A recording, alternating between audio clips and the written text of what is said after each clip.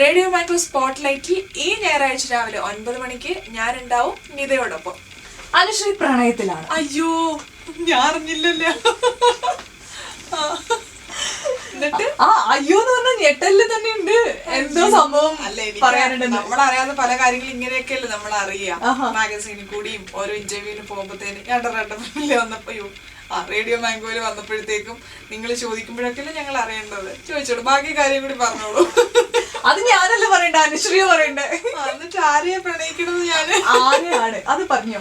അങ്ങനൊന്നുമില്ല, പക്ഷെ പ്രണയിക്കണം. കുറച്ച് നാളൊക്കെ കഴിഞ്ഞിട്ട് കുറച്ച് നല്ല കഥാപാത്രങ്ങളൊക്കെ ചെയ്ത് ഓക്കെ ഇനിയൊരു വിശ്രമമാവാം, പ്രണയത്തിന് സമയം കൊടുക്കാന്നൊക്കെ തോന്നുമ്പോ സിനിമ ഇല്ലാണ്ട് വരുമ്പോ പ്രേമിക്കുന്ന പറയുന്നേ അല്ലല്ല. കുറച്ച് ക്യാരക്ടേഴ്സ് ഒക്കെ ചെയ്ത് ഹാങ് ഓവർ ഒക്കെ മാറി ഇനി കുറച്ച് നാള് പ്രണയിക്കാൻ സമയം വെക്കാം.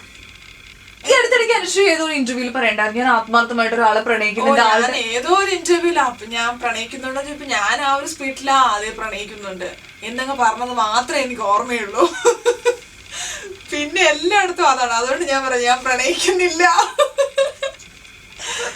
ഓക്കെ, നമ്മുടെ നാട്ടിൽ ഇപ്പൊ ഏറ്റവും കൂടുതൽ ഡിസ്കസ് ചെയ്യുന്ന ഒരു കാര്യം ആൺകുട്ടികളും പെൺകുട്ടികളും ഒരുമിച്ച് കോളേജ് ക്യാമ്പസിൽ ഇരുന്നാൽ എന്താ കുഴപ്പം, അല്ലെങ്കിൽ അങ്ങനെ ഇരിക്കരുത്, ഇങ്ങനത്തെ കാര്യങ്ങളൊക്കെയാ. അനുശ്രീ എന്ത് പറയണു? ഈ ആണുങ്ങളും പെണ്ണുങ്ങളൊക്കെ ഒരുമിച്ച് ജോലി ചെയ്യുന്ന ഒരു സ്ഥലത്ത് ജോലി ചെയ്യുന്ന ഒരാളല്ലേ? അതെ, അതിലിപ്പം പക്ഷെ ഇതൊരു ക്ലാസ് റൂമിലെയാണ് അവര് ചോദിച്ചിരിക്കുന്നത്. ശരിക്കും നമ്മളൊക്കെ പഠിച്ചപ്പോ അങ്ങനെ മിക്സ്ഡ് ആയിട്ട് ഇപ്പൊ ഒരു ആൺകുട്ടി പെൺകുട്ടി അങ്ങനെയല്ല ഇരുന്നിട്ടുള്ളത്.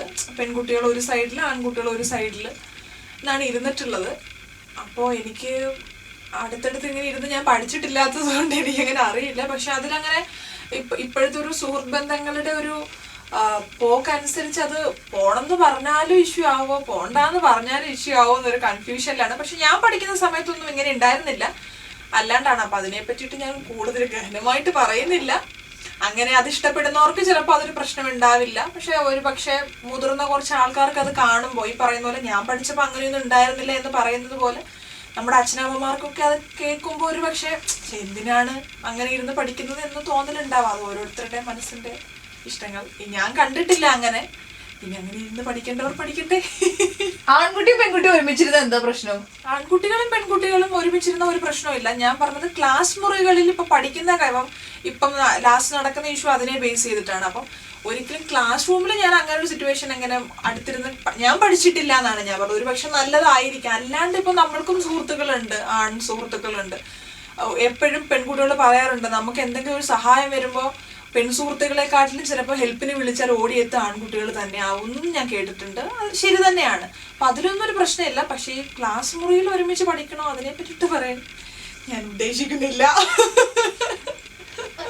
ഇപ്പൊ അല്ലാണ്ട് ഇപ്പം സുഹൃത്തുക്കള് അടുത്തിരിക്കുന്നതിനോ കൈപിടിച്ച് നടക്കുന്നോ അങ്ങനെയും നമ്മൾ ഇഷ്യൂ പറയുന്നത്. പക്ഷെ ക്ലാസ് റൂമിൽ വന്നതുകൊണ്ടാണ് ഞാൻ പറഞ്ഞത് നമ്മളൊന്നും അങ്ങനെ പഠിച്ചിട്ടില്ല അങ്ങനെ ഇരുന്ന്.